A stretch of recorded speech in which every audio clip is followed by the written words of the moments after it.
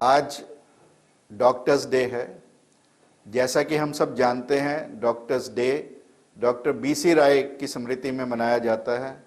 Doctor BC Roy न केवल एक चिकित्सक थे, परंतु एक समाज सेवी, एक स्वाधीनता सेनानी और फिर आज़ादी के बाद भारत के बंगाल क्षेत्र के मुख्यमंत्री भी रहे।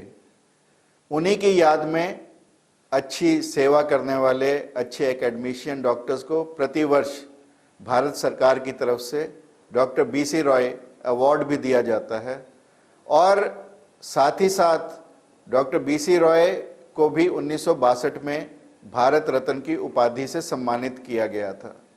उन्हीं की याद में प्रत्येक 1 जुलाई को पूरे भारतवर्ष में डॉक्टर्स डे मनाया जाता है। इस वर्ष डॉक्टर डेज का महत्व और भी बढ़ जाता है, क्योंकि इस समय जो पूरा विश्व कोरोना की महामारी से गुजर रहा है, ऐसे में डॉक्टर्स अपनी जान की परवाह किए बिना मरीजों की सेवा कर रहे हैं और अपने परिवार को भी उन्होंने दांव पर लगाया है। लगभग अब तक जब से कोरोना शुरू हुआ है, 1000 से ज़्यादा चिकित्सक, स्वास्थ्यकर्मी और नर्सेस अपनी जान खो चुके हैं। मैं महाराज जी की, गीता मनीषी स्वामी ज्ञानानंद जी महाराज की उपस्थिति में उन सबको श्रद्धांजलि अर्पित करते हुए आज कुछ गीता के माध्यम से डॉक्टर्स को क्या प्रेरणाएं मिल सकती हैं, महाराज जी ने एक पुस्तक भी लिखी जो डॉक्टर्स के लिए, चिकित्सा कर्मियों के लिए गीता में क्या क्या प्रेरणाएं मिल सकती हैं उससे संबंधित है। महाराज जी, आज डॉक्टर्स डे है और आज डॉक्टर्स के लिए पूरा विषम परिस्थितियां भी हैं और ऐसी ही विषम परिस्थितियां कभी अर्जुन के लिए महाभारत के युद्ध से पहले थी और आज डॉक्टर्स भी कहीं ना कहीं चिंतित हैं, कहीं ना कहीं भयभीत भी हैं, कहीं ना कहीं उनको आशंकित भी हैं और जितना उन्हें कॉपरेशन मिलना चाहिए सरकार की तरफ से पूरा प्रयास किया जा रहा है कि उन्हें मिले, परंतु फिर भी कहीं ना कहीं घटनाएं छुटपुट हो ही जाती हैं, चाहे वो रोगी के साथियों की वजह से हो, उनके परिवार वालों की वजह से हो या कुछ कहीं पर सुविधाएं ना भी हो। ऐसे में आदमी का विषाद में हो जाना स्वाभाविक ही है। तो महाराज जी, आप डॉक्टर्स के लिए क्या प्रेरणा गीता के माध्यम से देना चाहेंगे? हमें लगता है कि आज जो अपने देश का डॉक्टर्स डे है, नेशनल डॉक्टर्स डे, जिसकी आपने चर्चा की और आप क्योंकि स्वयं एक पुराने और एक अच्छे विशेषज्ञ डॉक्टर हैं ही और निस्संदेह आपने जो एक तथ्यात्मक बात कही है कि कोरोना वायरस के चलते आज एक वातावरण में कहीं आशंकाएं व्याप्त हैं, कहीं भय व्याप्त है, कहीं तनाव, कहीं दबाव, ये सब चल ही रहा है और ये सब आम समाज में तो है ही है जी, लेकिन आम समाज से कहीं अधिक अपने डॉक्टर्स जो हैं जी वहाँ है। उसका कारण है कि आम समाज खुले रूप में सबके साथ व्यवहार कर रहे हैं, अपने अपने क्षेत्र में हैं, लेकिन डॉक्टर्स को सीधा सीधा उनके साथ व्यवहार करना पड़ रहा है जो रोगी है।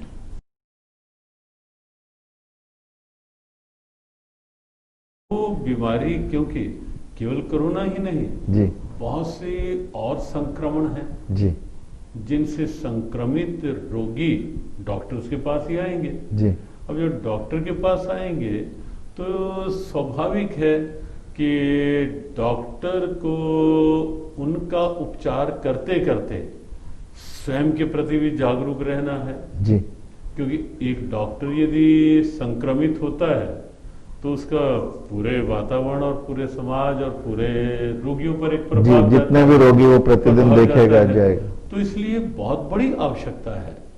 ये स्वाभाविक है कि परिस्थितियां डॉक्टर्स को भी कहीं ना कहीं आशंकित कर रही हैं, लेकिन बहुत बड़ी आवश्यकता है इस समय कि डॉक्टर्स अपने आप को थोड़ा अवेयर रखें अवेयर के साथ साथ अपनी विल पावर को बनाकर अपना मनोबल बचा भी, कर रखें, जी। अपने मनोबल को दृढ़ रखें, क्योंकि हमारे मनोबल की छाया ही दूसरे के ऊपर पड़ेगी। जी अगर एक डॉक्टर अच्छे मनोबल के साथ किसी रोगी से बात नहीं कर रहा होगा, जी। व्यवहार नहीं कर रहा होगा, तो स्वाभाविक है कि रोगी भी उस स्थिति में अपने को नहीं ला पाएगा। और इसीलिए जिस पुस्तक की आपने चर्चा की जी कि जीव गीता के माध्यम से चिकित्सा क्षेत्र के लिए एक 7 श्लोक गीता जी के लेकर जी। के चिकित्सा मानवता की सेवा, जी उसमें प्रथम श्लोक जो लिया गया वो मुस्कुराता दूसरे अध्याय व्यवहार। का 10वां श्लोक है। जी वहां आप देखिए भगवान कृष्ण एक मनोचिकित्सक के रूप में आपको दिखाई देंगे जी और अर्जुन रोगी के रूप में दिखाई दे रहा है। जी और ऐसी स्थिति में डॉक्टर का क्या कर्तव्य है कि जो रोगी, तो स्वाभाविक सी स्थिति है कि रोगी जो आया है वो तो व्यथित भी होगा, दुखित भी होगा, परेशान भी होगा, कहीं ना कहीं भविष्य की आशंकाओं से भी घिरा हुआ होगा।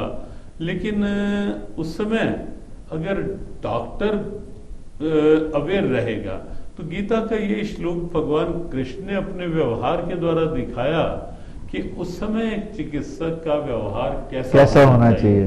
भगवान कृष्ण, और उससे पूर्व एक बात आप देखें, भगवत गीता का प्रथम अध्याय पूरा, जी उस अध्याय में अर्जुन पूरे अध्याय में जैसे कोई मानसिक रोगी होता है या किसी और रोगी के कारण से और रोग के कारण से मन पर कुछ ऐसा प्रभाव पड़ा होता है कि जिससे कुछ बातें इस ढंग की भी निकल जाती हैं, कुछ अनर्गल सा प्रलाप, कुछ इस ढंग की बातें स्वाभाविक निकलती हैं रोगी के द्वारा।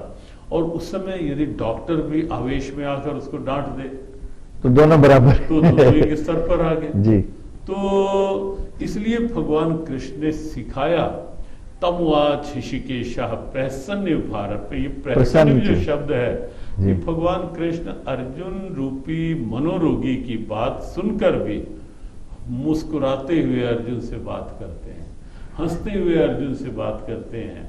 और वहां लिखा है विषिदंतम इदम वचः। अर्जुन क्या है, विषाद में, पूरी तरह से डायलेमा में, डिप्रेशन में, अवसाद में है अर्जुन। और भगवान कृष्ण उस स्थिति में हंसकर उससे बात कर रहे हैं। तो रोगी से डॉक्टर जब मनोबल को दृढ़ रखकर मुस्कुराते हुए बात करेंगे तो रोगी का काफी उपचार तो वहीं से प्रारंभ हो जाता है। कहते हैं आधा रोगी तो मरीज जो है वो डॉक्टर को देख के ही ठीक हो जाता है, डॉक्टर को देख के और डॉक्टर की बातें सुनकर ही ठीक हो जाता है। होता है जो आपने डॉक्टर वीसी राय की बात की है जी तो उनके बारे में यही कहा जाता है जी कि उनको वो सीएम बन के भी मरीज देखते रहे जी। और हर मरीज के साथ इतनी सहजता का व्यवहार, सरलता का व्यवहार, सरलता का मुस्कुराहट भरा, तो स्वाभाविक था कि रोगियों का आकर्षण बढ़ा उनकी ओर। नेचुरली कहा भी जाता है महाराज जी कि अगर रोते जाओगे तो आप आगे जाकर मुश्किलें ही पैदा करोगे। जी। और निश्चित तौर पर डॉक्टर्स का पहली सीख जो महाराज जी ने दी वो हमें अपनानी चाहिए कि हमें रोगी से मुस्कुराता हुआ व्यवहार करना चाहिए। ये पहली शिक्षा गीता के दूसरे अध्याय में 10वें श्लोक में महाराज जी ने जैसा बताया कि वो दी गई है। जैसे भगवान कृष्ण मुस्कुराते हुए रोगी अर्जुन से, जो उस समय पीड़ित अर्जुन है, उससे बात करते हैं, ऐसे ही डॉक्टर्स को प्रतिदिन प्रत्येक रोगी के साथ मुस्कुराता हुआ व्यवहार करना चाहिए। महाराज जी, जो दूसरी प्रेरणा आपने दी है, गीता जो आपने लिखी जो डॉक्टर्स के लिए, चिकित्सा के लिए, आपने कहा कर्तव्य के प्रति, यानी कर्तव्य के प्रति सकारात्मक सोच। और आपने उसमें जो गीता जी का श्लोक है कर्मण्य व अधिकारस्ते मा फलेषु कदाचन, उसकी चर्चा की। तो ये कर्मण्य व अधिकारस्ते, डॉक्टर्स वैसे तो महाराज जी सारे ही लोग निष्काम भाव से अपने काम को कर ही रहे हैं, परंतु इसमें और क्या क्या प्रेरणा उनको मिलती है, आप उसकी थोड़ी सी चर्चा डॉक्टर्स के लिए करें। हमें लगता है कि ये श्लोक जो भगवत गीता का है कर्मण्येवाधिकारस्ते मा फलेषु कदाचन, जिसकी आपने चर्चा की जी, तो इसको हमने डॉक्टर्स के लिए विशेष रूप से लिया। इसमें ये तो निश्चित है कि हर डॉक्टर अपने कर्तव्य के प्रति तो जागरूक रहता ही है, स्वाभाविक ही है। नहीं रहेंगे, मान लो किसी को सर्जरी करनी है और उस समय डॉक्टर ही अवेयर नहीं, जागरूक नहीं अपनी ड्यूटी के प्रति, ध्यान कहीं और है, तो काम हो ही नहीं पाएगा, जी। कहीं ना कहीं कठिनाई होगी। लेकिन इस श्लोक का एक बहुत गहरा अर्थ है, वो है मां फलेषु कदाचन। सोच बदलने की बात है जी सोच एक तो ये होती है कि मुझे क्या मिलेगा, जी एक सोच ये होती है कि मैं क्या दे सकता हूं। जी गीता का ये श्लोक कहता है कि मुझे क्या मिलेगा उसकी चिंता नहीं करो। नहीं करो। अब मान लो कोई भी इसे अन्यथा ना ले, क्योंकि आज डॉक्टर डे है और बहुत से चिकित्सक बंधु भगिनी श्रवण भी कर रहे होंगे, जुड़े होंगे इसके साथ, इस भाव के साथ है, तो अन्यथा नहीं, हम एक विचार की दृष्टि से, एक सकारात्मक सोच के साथ लें। जी एक रोगी सामने है हमारे, रोगी को देखकर अगर मेरा ध्यान ये जाता है कि मैं कैसे इससे से अधिक कुछ ले सकता हूँ, अर्थात यानी उस समय मुख्य रूप से ये होना चाहिए कि रोगी का उपचार कैसे हो और जल्दी से जल्दी ठीक कैसे हो। क्षमता, उस समय डॉक्टर्स का ध्यान रोगी की पॉकेट की ओर केवल ना जाए, उसके रोग की तरफ। रोग की ओर जाए और अपनी क्षमता की ओर जाए कि मैं अपनी क्षमता का बेस्ट कैसे दे करके इसके रोग को दूर कर सकता हूँ। और सच में केवल इतना सा भाव जो है, वो भाव आपको इतनी बड़ी मानसिक संतुष्टि देगा जी जो शायद संसार की किसी भी संपदा को प्राप्त कर लेने से नहीं मिलेगी। जी सच कहा महाराज जी आपने कि रोगी को ठीक करने में जो संतुष्टि है वो शायद संतुष्टि पैसे से नहीं मिल और सकती। हम डॉक्टर साहब एक बात और बहुत बार जी कहते हैं जी कि हम कभी अगर भगवान की कृपा से हमारे माध्यम से कोई रोगी ठीक हो गया, जी उसके चेहरे पर उभरी हुई मुस्कान को देखें जी और बहुत उस बड़ी समय बात। अपने आप को देखें, जी और जो उसके चेहरे पर उभरी मुस्कान से हमें मिलेगा सुकून और संतोष वो जी, कहीं नहीं मिलेगा। वो कहीं नहीं मिलेगा। और एक बात और भी निश्चित है कि भगवान भी इससे बहुत प्रसन्न है। और मुझे लगता है महाराज जी जब ऐसा सुकून मिलता है तो वो भगवान प्राप्ति के बराबर की ही बात है। स्वाभाविक है। अब गीता जी का दूसरे अध्याय का अंतिम श्लोक देखिए। जी जी अंतिम से पूर्व के श्लोक में भगवान कृष्ण कहते हैं सा शांति मति गच्छति, जी ऐसा जीव शांति पा लेता है। और आगे साथ ही साथ कहा ईशा ब्रह्म स्थिति पा, जी। जो आपने कहा कि जहां सुकून मिलेगा वहां भगवान अपने आप मिल जी। गए। तो गीता ने इसे प्रमाणित किया कि ईशा ब्रह्म स्थिति पार्थ, कि जब तुम्हारा मन पूरी तरह शांत होगा तो ब्रह्म को प्राप्ति करने की स्थिति भी वही है स्वाभाविक। जी बिल्कुल ठीक कहा महाराज जी। और डॉक्टर्स के लिए बहुत ही प्रेरणादायी श्लोक है कर्मण्यवाधिकारस्ते मा फलेषु कदाचन। महाराज जी जो तीसरे श्लोक की आपने चर्चा की अपनी पुस्तक में, सुख बांटो सुख पाओ आत्मप्यन सर्वत्र समम पश्यति अर्जुन सुखम व यदि व दुखम स योगी परमत। और इसमें एक बहुत बड़ी बात जो आपने कही वो ये कही कि जब दूसरे को दुख को सुख में बदलना भी योग है। ये जो आपने योग की नई परिभाषा महाराज जी इसके माध्यम से दी, उसकी चर्चा थोड़ी सी हम करें कि हमारा दूसरे के दुख को सुख में परिवर्तन करना कैसे योग बन जाता है। देखो इसी श्लोक में जी एक बात तो ये कही गई कि सबके अंदर चेतना एक है, जी और जब ये अनुभव होने लगेगा तो वहां एक स्थिति इसी श्लोक से प्रकट होती है कि जब ये लगेगा कि जो चेतना मेरे में है और वही फीलिंग फैक्टर है, वही चेतना दूसरे में है, दूसरे में, तो तब किसी की पीड़ा अपनी पीड़ा लगने लगेगी। यानी समानुभूति। समानुभूति। जी किसी की पीड़ा अपनी पीड़ा लगने लगेगी। जी दुख किसी को है, एक अमीर खुसरो ने एक लाइन लिखी, जी खंजर चले किसी पे तड़फते हैं हम अमीर। तड़फते हैं हम अमीर। खंजर चले किसी पे तड़फते हैं हम अमीर, सारे जहां का दर्द हमारे जिगर में है। जिगर में है। तो दर्द कष्ट किसी को है, पीड़ा उसकी हमें अनुभव हो रही है, वो ये श्लोक। और सभी महापुरुषों के जीवन में ऐसा हुआ। और जहां ये होता है वहां मानवीय संवेदनाएं अपने आप उभरती हैं। जी ये जो मानवीय संवेदना शब्द है जी वो उभरता और प्रकटित तभी होता है जब हम किसी की पीड़ा में अपनी पीड़ा का अनुभव करने लगते हैं। तो ये श्लोक ये सिद्ध करता है कि पर पीड़ा को अपनी पीड़ा समझो। और हमारे गुरुदेव कई बार एक बात कहते थे कि इंसान को इंसान सा होना नहीं आया। बिल्कुल ठीक बात है। इंसान को इंसान सा बने, होना नहीं जी, आया। जी। और आगे वो कहते थे क्यों क्योंकि दूसरे के दर्द पर रोना नहीं आया। दूसरे के दर्द पर रोना नहीं आया, बिल्कुल ठीक बात अपनी है। पीड़ा में रोना तो एक स्वाभाविक स्थिति है, लेकिन किसी की दर्द को लेकर के अपना आंसू निकले और उस कारण से किसी की सेवा करने का जो मन होता है, गीता ने उसे योग कहा है। उसी को योग कहा है। उसको गीता ने योग का योगी कहा है। और योगी गीता का का योगी केवल किसी हिमालय की ऊंचाई में बैठा कोई महापुरुष ही गीता का योगी नहीं। जी किसी गुफा में योग साधना कर रहा ही गीता का योगी नहीं। गीता कहती है व्यवहार में जिसके अंदर ये भावना है कि किसी का सुख अपना सुख, किसी की पीड़ा अपनी पीड़ा, वो परम योगी है। जी, तो महाराज जी सरल शब्दों में ये हुआ कि जो मरीज हमारे बाहर बैठे हैं, हम भी अपने आप को उस बेंच पर बैठकर देखें कि यदि मैं उस बेंच पर बैठा होता बिल्कुल। और कैसा व्यवहार मेरे साथ मैं उम्मीद करता फिर बैठा और ये पीड़ा अगर मुझे होती बस। तो मेरा व्यवहार कैसा होता, उसी व्यवहार को अपनाना ये गीता जी हमें संदेश देती है और इसी की चर्चा आपने इसमें की। महाराज जी, आज जैसे हमने चर्चा की कि अपने कर्म को बिना फल की इच्छा से करें, हालांकि सभी करने का प्रयास करते हैं महाराज जी, पर कई बार परिस्थितियां ऐसी बन जाती हैं या लोग बना देते हैं कि आदमी चाहकर भी अपने कर्म को सही ढंग से नहीं कर पाता। ऐसे में व्यक्ति क्या करे? देखो, सिद्धांत तो सिद्धांत ही है। जी जी। और सिद्धांत यही है, मानसिक शांति के लिए कहें, सामाजिक बड़प्पन के लिए कहें, या अपने कर्तव्य के प्रति पूरी निष्ठा के लिए कहें, या पूरी क्षमताओं का सही उपयोग करने के लिए दृष्टि से कहें, सिद्धांत तो ये है।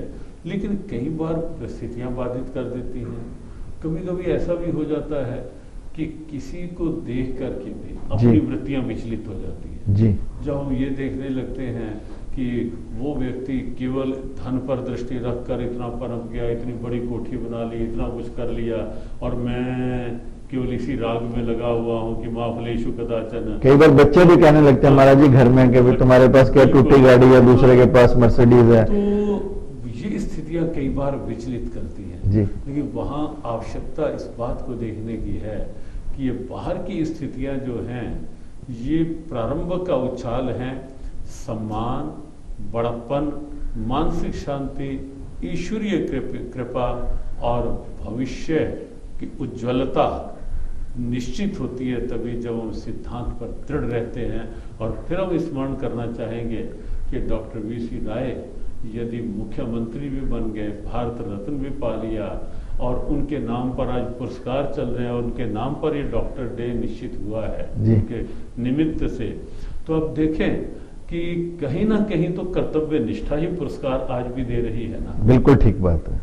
और क्या होता है, ये बाहर की फिसलन विचलन जो है, ये तात्कालिक उछाल तो होती है दृष्टि बाहर देख करके, लेकिन सिद्धांतों पर दृढ़ता जो है वो भविष्य की एक अमर प्रेरणा बनती है। ये हम सब ध्यान रखें। यानी हमें ध्येयनिष्ठ बने रहना चाहिए, भले ही कितनी ही मुसीबतें हैं, मुसीबतों का काम है आना, उन मुसीबतों के बावजूद भी हम अपने कर्तव्य पथ पर बढ़ते चलें। भविष्य हमेशा ध्येय निष्ठ व्यक्ति का ही साथ देता है। ध्येय निष्ठ का ही साथ देता है। तो बीच में कई भी तर्क आते रहे तो उस तर्क को अपने ध्येय से विचलित ना होने दें। ऐसी ही महाराज जी आगे जो चर्चा आपने अपनी पुस्तक में कही, वो कहा कि मेहनत मेरी रहमत तेरी। तो आपने उसमें गीता जी का एक श्लोक भी कहा जिसमें भगवान कहते हैं जी भगवान ने कहा कि तप भी मेरा, वर्षा भी मेरी है, और मैं ही बादलों के द्वारा बरसता हूँ, मैं ही सूर्य के द्वारा तपता हूँ, जी। अमृत भी मुझे, मृत्यु भी मेरे हाथ में है। जी, जन्म भी मैं, मृत्यु भी मैं। मेरे हाथ। तो इससे हम क्या प्रेरणा लें महाराज जी डॉक्टर? इससे सीधी सीधी प्रेरणा यही ली जा सकती है कि हम अपनी मेहनत को इस रूप में करें कि सर्वोपरि मेहनत के आगे ईश्वरीय शक्ति ही है। जी। हम अपनी ईगो को ना जगने दें। जी। कई बार होता है कि इंसान की ईगो होती है, मैं जो होती है, अहम की समस्या होती है, वो इतनी बढ़ जाती है कि वो कहीं ना कहीं आगे परिणाम खुल के आने ही नहीं देती। तो ईगो नहीं आने दें कि मैं बचा लूंगा, नहीं, मैं अपना प्रयास करूंगा जो मेरे हाथ में है। और हाथ में क्या है? देखो, प्रकृति चल रही है, किसके हाथ में है? अब ये तूफान आ जाते हैं, कभी किसी प्रकार का तूफान, कभी कोई तूफान आ रहा है, और कितने प्राकृतिक प्रकोप कभी आ जाते हैं, किस किस ढंग से। अब कोरोना वायरस ही है, अब विश्व लगा हुआ है, विश्व भर के वैज्ञानिक लगे हुए हैं, विश्व भर के चिकित्सक लगे हुए हैं, राजनेता अपने स्थान पर कहीं ना कहीं हतप्रभ हैं। इस स्थिति को लेकर विश्व भर की महाशक्तियाँ बिल्कुल असहाय सी दिखाई दे रही हैं। तो यहाँ लगता है ना कि कौन सी सत्ता है, कौन है जिसके इशारे पर ये सब हो रहा है। तो इसलिए जो मेरे हाथ में है मैं उससे जी नहीं चुनाऊँ, मैं उसमें प्रमादी नहीं बनूँ। जो मेरे हाथ में है मैं पूरे मनोयोग से उसे करूँ, लेकिन जो मेरे हाथ में नहीं है उसे ईश्वर पर छोड़ दूँ। इसका एक और बड़ा लाभ होगा जी कि जब मनुष्य ईगो से अपने आप को ऊपर उठाता है ना जी, और ईश्वर क्योंकि एक विराट सत्ता है, जब हम उसकी सत्ता को आधार रूप में स्वीकार करके अपना कार्य करते हैं तो हम एक अपने आप को व्यापक सोच के साथ जोड़ लेते हैं। और जितना जितना ये बड़ा सीधा सीधा एक मनोवैज्ञानिक सच है जी। और इसे हम साइंटिफिक फैक्ट के रूप में ले सकते हैं, वो ये है कि जितना हमारी सोच में उदारता खुलापन आता जाएगा उतना हमारी क्षमताएं भी बढ़ती चली जाएंगी। चली जाए। ऐसा कहा जाता है कि जब आप अपनी तरफ से पूरा काम करते हैं पूरी कायनात आपकी मदद करती है। जब मत्स्य अवतार जी, हुआ जी, तो जैसे छोटे पात्र में रखा तो उतना आगे आगे बढ़ता चला गया। तो ऐसे जितना खुला पात्र मन का हम करते चले जाएंगे उतनी ही क्षमताएं भी हमारी खुली होती जाएंगी। और जब हम अपनी ईगो के कारण से अपने मन के पात्र को सिकोड़ लेते हैं और केवल अपनी मैं तक सीमित हो जाते हैं तो क्षमताएं भी कहीं ना कहीं सिमट जाती हैं। तो इसलिए ये श्लोक क्षमताओं को उभारता है। ये श्लोक मेहनत और रहमत, जी, दवा और दुआ, दुआ दोनों का, क्रिया और कृपा, कृपा, इनको आपस में जोड़ देता है। जी, बहुत खूब महाराज जी। और जब जी, ये दोनों जुड़ जाएंगे जी, तो परिणाम फिर अपने आप सार्थक होगा। जी, और एक और लाभ होगा कि जब मैं परिणाम की चिंता के बिना अपना कर्म कर रहा हूँ, परिणाम ईश्वर पर छोड़कर, तो जो मेरी एनर्जी परिणाम के में चली जाती है, पता नहीं क्या होगा, ना ऑपरेशन ठीक हुआ, ना सर्जरी ठीक हुई, कहीं ये ना हो जाए, तो क्या होगा, मनोबल में अपना भी कमजोर कर लूँगा, मन में कई संशय खड़े हो जाएंगे और साथ ही साथ जो ऊर्जा मुझे अपने उस कार्य में लगानी है वो मेरी एनर्जी वेस्ट होती चली जाएगी। इसलिए ये श्लोक ढेरों अर्थों में बहुत प्रैक्टिकल और बहुत ही अनूठी प्रेरणा है। वैसे भी महाराज जी मुझे लगता है कि हमें डॉक्टर्स के लिए कहा भी गया हो और सोचना भी यही चाहिए कि मेरे हाथ में उपचार करना है, इलाज करना है, ठीक करना प्रभु के हाथ में। और अनेकों उदाहरण है। लुकमान हकीम महाराज जी अपने बच्चे को पेचिश से ठीक नहीं कर पाया, तो उसकी पत्नी ने कहा कि तू इतना बड़ा हकीम है, कोई दवा दे ताकि इसकी पेचिश ठीक हो जाए। तो कहते हैं लुकमान हकीम ने अपने थैले में से एक जड़ी निकाली और नदी में फेंक दी, नदी का वेग रुक गया। तो उसने अपनी बीवी को कहा कि मेरे पास जड़ी तो ऐसी ऐसी हैं जो इसके डायरिया का वेग क्या नदी का वेग रोक दें, परंतु भगवान ने इसकी लिखी इतनी है, बच्चे को नहीं बचा पाया लुकमान हकीम। और इसके बारे में सिकंदर के बारे में भी कहते हैं महाराज जी कि सभी वैद्य खड़े थे, बिल्कुल सबको खड़ा किया हुआ था सामने उसने, जी, और कहा था सारा जितना चाहे मेरा कोष ले लो, जी, लेकिन मेरा कुछ समय लौटा दो। सबने कहा कि समय तो उसके हाथ में है, ये किसी के कोष में बंद नहीं है समय। और प्रतीक स्वरूप ये भी कहा गया महाराज जी कि मेरा जनाजा जो उसने अपनी इच्छाओं में लिखा, हाथ बाहर निकाले जाएं, हाँ, ताकि दुनिया देख ले कि न वो भी ले गए कुछ साथ, जो मुल्कों के वाली थे। सिकंदर जब गया दुनिया से दोनों हाथ खाली थे। और परंतु महाराज जी मुझे लगता है कि दोनों हाथ खाली में भारतीय संत आप जैसा ही कोई वहां कहते हैं सिकंदर के पास खड़ा था जिसने कहा कि मेरा एक हाथ काला और एक सफेद कर दो, कि व्यक्ति खाली हाथ नहीं जाता, हाँ, उसके साथ उसके अच्छे शुभ कर्म जाते हैं। और प्रतीक स्वरूप उसने ये भी कहा कि मेरा जनाजा भी जो है वो डॉक्टर वैद्य उठाएं, हाँ, ताकि पूरी दुनिया ये देख ले। और ऐसे ऐसे ये जो संस्मरण है जी, ये हमें लगता है कि ये समाज के सामने आने चाहिए।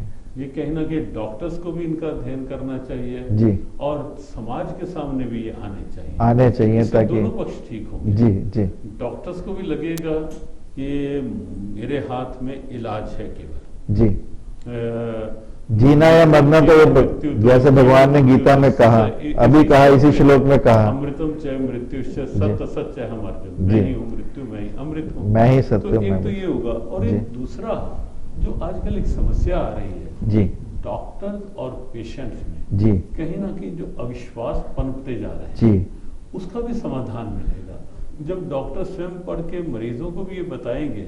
भी सिकंदर, लुकमान, ऐसे ऐसे उदाहरण है हमारे जी सामने, जी जो सब कुछ करके भी नहीं, लुकमान अपने बेटे को नहीं बचा पाया। जी क्यों? क्योंकि उसकी आ गई थी। तो जब ये बातें हम स्वयं पढ़े होंगे, हम कहीं ना कहीं अपने सामने रखेंगे, जी। अपने टीवी स्क्रीन पे चलाएंगे, जी, वेटिंग जी। रूम में दिखाएंगे, और जियो गीता का भी ऐसा प्रयास जी, है बिल्कुल। कि आने वाले समय में इस ढंग की कुछ स्थितियां सामने लाई जाएं। तो जब वो लोग देखेंगे तो उनको भी लगेगा कि नहीं, डॉक्टर के हाथ में तो बेचारे की यही है जी। कि वो अपना काम करे, दवाई अच्छी दे, उसके हाथ में थोड़ा ना है। तो ये जो कई बार आजकल घटनाएं घट जाती हैं अप्रिय, जी कि किसी की मृत्यु पर डॉक्टर के नर्सिंग होम को तोड़ देना, मारपीट करना, घेर लेना जी। और केस डाल देना, जी तो उससे भी हमें राहत मिल सकती है। गीता के ऐसे श्लोक जब हम जी। देखेंगे और इस ढंग के संस्मरण स्वयं पढ़ के अपने मनोबल को बढ़ाएंगे और रोगियों के लिए एक प्रेरणा के रूप में। प्रेरणा के लिए। इसलिए रोगी को भी ये समझना चाहिए कि मृत्यु डॉक्टर के हाथ में नहीं है, जन्म और जी, मृत्यु जी। भगवान के हाथ वो में पहले है। से जी महाराज जी, बहुत खूब कहा आपने। और महाराज जी अगले श्लोक में आपने कहा अच्छाई की सुगंध और बुराई की दुर्गंध, यानी बलत बलवताम च अहम कामर विवर्जितम धर्म विरुद्धम भूतेषु कामय अस्मि भरतवश्च। यानी बल, जो मैं तुम्हारा सामर्थ्य हूं वो भी मैं ही हूं, भगवान कहना चाहते हैं। तो डॉक्टर्स के अंदर भी जो हुनर है वो भगवान का ही दिया है, और उस हुनर का ठीक से प्रयोग करें। तो महाराज जी इस श्लोक के माध्यम से आप क्या संदेश देना चाहिए? इसमें जो ये कहा गया बलम बलवताम चाम काम राग विवर्जित, जी बल मैं हूं, भगवान कहते हैं, लेकिन कौन सा? जो कामना और आसक्ति से रहित है। रहित है, बिल्कुल ठीक तो बात। प्राय क्या होता है कि जीवन में जो कुछ भी होता है, हम पूरा जीवन संसार की कामनाओं में ही निकाल देते हैं। जी ये मिल जाए, ये मिल जाए, ये मिल जाए। हम कभी सोच ही नहीं पाते कि जो मिला है वो यहीं के लिए मिला है, यहीं से मिला है, यहीं तक रहना है। जी लाए नहीं थे, ले जाएंगे नहीं। बिल्कुल ठीक यहीं बात। का है, यहीं से है, यहीं तक है। और जब इंसान ये सोच लेगा तो फिर वो अपने बल का उपयोग किसी को नीचा दिखाने के लिए नहीं, वो अपने बल का उपयोग करेगा। बल अर्थात कोई भी सामर्थ्य, कोई भी सामर्थ्य, कोई भी उसकी स्किल, कोई भी उसका हुनर। सामर्थ्य का उपयोग करेगा किसी को ऊपर उठाने की। जी तो एक छोटा सा संस्मरण, एक जी का ध्यान आ रहा है। जी एक संत कहीं निकल रहे थे, उन्होंने कुश्ती का अखाड़ा देखा, जी चल रहे थे, रुक गए।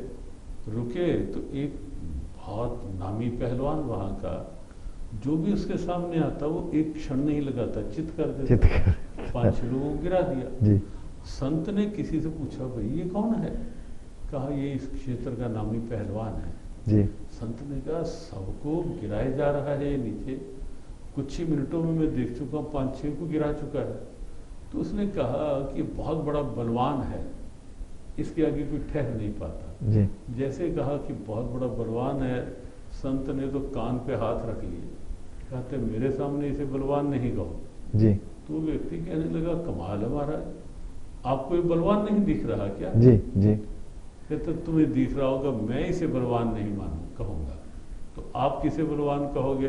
तो संत ने बहुत प्यारी बात कही। जी उन्होंने कहा मैं उसे बलवान नहीं मान सकता जो अच्छे भले को गिरा दे, मैं तो उसे बलवान मानूंगा जो गिरे हुए को उठा दे। बहुत बड़ी बात है महाराज तो जी। ये जो है बलम बलवताम जी, चाह, बल जी। वही है, वो किसी को उठाने में भी काम आ सकता है, किसी को गिराने में भी काम। जी। तो हम अपने बल का उपयोग किसी रोगी के रोग को दूर करके उसके जीवन के उत्थान के लिए करें। और सच में महाराज जी, जैसे महर्षि रमन के जीवन के भी संस्मरण है कि रोगियों की सेवा ही उन्होंने भगवान की सेवा माना। जी जी गांधी जी ने भी कहा नर सेवा नारायण सेवा, स्वामी विवेकानंद भी इसी में लगे रहे। बिल्कुल। और उन्होंने तो अपने कहते हैं आश्रम की रजिस्ट्री नहीं कराई, और जो उस समय प्लेग फैला हुआ था उसका पैसा टेट्रासाइक्लिन दवा खरीदने के लिए दे दिया।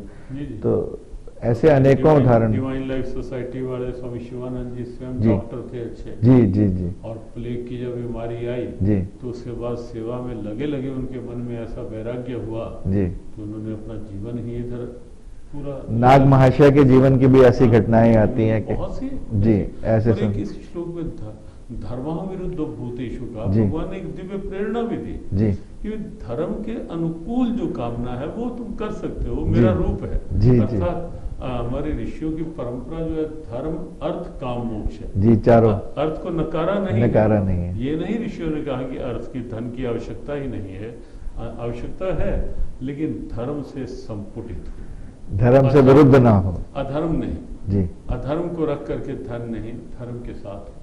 जी। महाराज जी, चिकित्सा व्यवसाय सेवा का व्यवसाय है और बहुत लोग सेवा में लगे भी हैं, परंतु कुछ चिकित्सकों की प्रेरणा के लिए कुछ हमारे पुराणों में, हमारे पुराने ग्रंथों में कुछ ऐसे संस्मरण जिससे डॉक्टर्स प्रेरणा ले सकें, उनकी चर्चा, जैसे दधीची जी का उदाहरण है। स्वयं रमण महर्षि जी का आपने जो जी नाम लिया, जी तो रमण महर्षि जी से तो एक बार ज्ञान की जो पराकाष्ठा होती है जी वहाँ स्थित थे रमण जी महर्षि।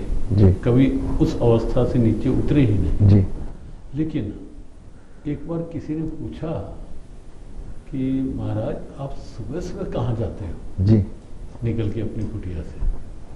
तो कहते मैं अपने भगवान को भोग लगाने जाता भोग हूँ। लगाने जाता। भगवान आपकी कुटिया में ही, और आप तो वेदांत में तत्वनिष्ठ महापुरुष जी, अपने अंदर जी। देखने वाले। जी कहते नहीं, मेरे भगवान में जाता हूँ। जी तो एक उस व्यक्ति ने एक दिन निश्चित किया कि मैं देखूं तो सही। वो पीछे पीछे चल पड़ा जी। देखने के लिए कि कौन भगवान है इनके, और किसको तो भोग किसको लगाते? भोग लगाते हैं। तो कुछ बना के ले जाते थे अपने साथ। तो वहाँ जाके वो व्यक्ति छिप के देखता रहा। वो कुष्ठ रोगी थे एक। जी तो रमण महर्षि ने अपने हाथों से स्नान करवाया, घावों पर मरहम लगाया और मरहम लगा करके उसे अपने हाथों से कुछ भोजन खिलाया। जी खिलाया और खिला करके मुस्कुरा करके हाथ जोड़ करके वापस आए। उसको सर झुका करके जब वापस आए तो उस व्यक्ति ने कहा कि महाराज आप तो कह रहे भगवान को भोग। जी तो कहा हाँ लगाया मैं। कहा वहाँ तो एक रोगी था। कहा बस यही तो दृष्टि का दोष है। दृष्टि का दोष। तुझे रोगी दिखाई दे रहा था, जी मुझे उस रोगी में मेरे भगवान दिखाई दे रहे थे। जी और इस मैं तो रोगी में भगवान को देख करके मैं उन भगवान को भोग लगा रहा था। और मुझे जो प्रसन्नता भजन और ध्यान में नहीं मिलती, वो प्रसन्नता मुझे इसमें मिलती है। जी और भगवान ने भी कहा ते प्राप्नुवन्ति मामेव सर्वभूत हिते रताः, जी कि वो भी मुझे प्राप्त देते हैं जो सारे लोग प्राणियों की सेवा में करते हैं। तो ऐसे बहुत उदाहरण है। ऋषि दधीची ने तो अपनी हड्डियों तक का दान दे दिया ताकि जब मानवता उनको को। कहा कि आसुरी संपदा बढ़ रही है, जी तो ऋषि दधीची ने कहा कि हड्डियों ने तो एक दिन वैसे ही जल के राख होना है, जी और इससे पहले वो जल के राख हों, अगर मेरी हड्डियां आसुरी शक्तियों को समाप्त करके दैवी संपदा का निखार लाने में सहायक होती हैं तो मुझे सौभाग्य होगा। और इस दृष्टि से ऋषि दधीची अपनी हड्डियां दान दे देते हैं। हिचकिचाते नहीं। तो ऐसे अपने यहाँ ढेरों उदाहरण मिलते जी हैं। भागीरथ जी गंगा ले आए महाराज जी सेवा को- मानव कल्याण के सेवा लिए। को इस रूप में भागीरथ गंगा लाए। दिलीप ऋषि देखिए, उन्होंने गौ सेवा के लिए अपने प्राणों की बाजी लगाई। बाजी लगा दी। तो इस ढंग से जो स्थितियां आई वो वास्तव में कई उदाहरण प्रस्तुत करती है। और हम एक बात और कहना चाहेंगे यहाँ जी। केवल वो ये कि देखो शरीर मिला है, उसको हम किसी सत्कार्य में लगा लें, वो सत्कार्य अमर हो जाएगा। जी शरीर अमर नहीं होगा। जी शरीर ने तो शरीर की हड्डियां भी अमर नहीं होंगी। जी उसने तो जाने। और क्षमताएं भी अमर नहीं होंगी। जी क्षमताएं भी वही अमर प्रेरणा बन जाती हैं जो क्षमताएं केवल अपने स्वार्थ के लिए उपयोग में नहीं आती, जो क्षमताएं दूसरों की सेवा के लिए उपयोग में लाई जाती हैं, वो क्षमताएं भी युग युगांतर की एक अमर प्रेरणा बन जाती हैं। और इसलिए आओ हम सब कुछ इस ढंग का जीवन बनाएं जिससे मिली हुई क्षमताएं केवल मेरे उपयोग के लिए प्रयोग हों, नहीं, मिली हुई क्षमताएं जितना हो सके हम सेवा की दृष्टि से उन्हें उपयोग में लाते रहें। महाराज जी, ऋषियों और राजाओं के उदाहरण नहीं, हमारे यहाँ तो कहते हैं निर्जीव मेनाक पर्वत भी जब हनुमान जी जा रहे थे तो हनुमान जी के लिए समुद्र में से निकल कर खड़ा हुआ, ये कहने के लिए हनुमान जी को कि थोड़ी देर के लिए विश्राम कर लें, आप बहुत अच्छे कार्य के लिए जा रहे हैं। ऐसा है। और बहुत से प्राणी अलग अलग योनियों के, वो भी कई बार सेवा में उदाहरण आते हैं जी, जिन्होंने स्वयं के लिए सेवा के उदाहरण प्रस्तुत किए। तो बहुत से उदाहरण निर्जीव में, चराचर जीवों में बहुत से उदाहरण ऐसे आते हैं जहाँ सेवा ने राम सेतु के समय महाराज जी वो गिलहरी का उदाहरण भी अगर आप दें तो, वानरों का उदाहरण है, वानर, भालू और एक गिलहरी सेवा का एक ऐसा पर्याय बन गई। और वो कर क्या रही जी, कि केवल अपने शरीर को गीला करती जी, कुछ रेत अपने शरीर में लगाती और समुद्र में डाल आती।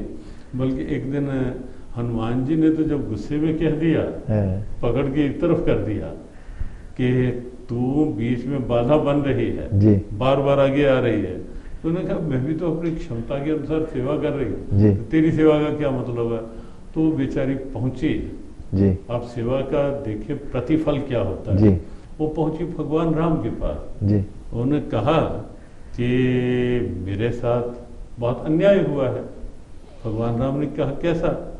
कहा सब अपनी अपनी क्षमता के अनुसार सेवा कर रहे हैं, मैं भी कर रही हूँ, लेकिन हनुमान जी ने मुझे पकड़ करके एक तरफ फेंक दिया। तो भगवान मुस्कुराए और गिलहरी ने कहा कि हनुमान जी को दंड मिलना चाहिए। तो हनुमान जी को बुलाया गया कि तूने ये क्यों किया। तो हनुमान जी ने कहा बाधा बन रही थी हमारे आने जाने में। तो गिलहरी ने कहा मैं बाधा नहीं, मैं भी कोई रेत के कण डाल रही थी वहां। तो भगवान राम ने अपने हाथ को ऐसे रखा और गिलहरी के ऊपर तीन, तो कहते हैं वो लकीरें उसी की हैं, जो आज भी धाराएं हैं जी, वो धाराएं ऐसा माना जाता है कि तब जो प्रभु राम ने ऐसे हाथ रखा तो अमिट छाप बन गई और वो सेवा की गरिमा है जी। और उसमें उसके बाद भगवान राम ने पूछा कि अब बोल कि तुझे तो स्नेह मिल गया जी, अब बोल कि हनुमान को दंड क्या दो। जी, तो गिलहरी ने कहा हनुमान के सिर पे हाथ रख दो। जी, तो कहा कि ये दंड है या पुरस्कार है? जी, कहा बस अब तो ये है कि हनुमान अगर मुझे ना फेंकते तो मैं भावनाओं में कितनी उदारता है जी, जी, कि अगर हर हनुमान ना फेंकते तो मैं कहाँ आपके पास आती और कहाँ आप मुझे इतना अपना स्नेह इतना लाड़ प्यार देते। तो हनुमान जी के उस भाव के कारण मुझे आपका सानिध्य मिल गया, आपका प्यार मिल गया और आपने एक अमिट छाप जो लगा दी जी, वो मिल गई। तो इसलिए अब तो मैं हनुमान जी की आभारी हूँ कि उन्होंने मेरे साथ ऐसा किया।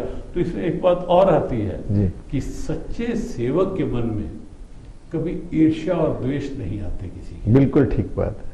वो तो अपनी सेवा किए जा रहे हैं, वो कोई यदि कुछ कर भी रहा है कुछ अन्यथा भी तो उसकी ओर ना देखकर मुझे तो मेरा पथ आगे बढ़ाना है, ये भाव रहता है। जी महाराज जी, जटायु का भी उदाहरण आता है। हाँ जी, जटायु ने भी अद्भुत सेवा की और प्रभु ने क्या प्रमाण क्या उसका परिणाम दिया जी, कि जटायु ने केवल इस बात को लेकर के कि रावण सीता जी को ले जा रहा है तो अपने प्राणों तक की बलि दे दी, लेकिन उसका परिणाम इतना कि गीध अदम खग आमिष भोगी गति दीन जय जांचत योगी जी, जो गति परम योगी तलाशते हैं जी, भगवान राम ने गीध को वो गति दी, अपने हाथों से अंत्येष्टि की।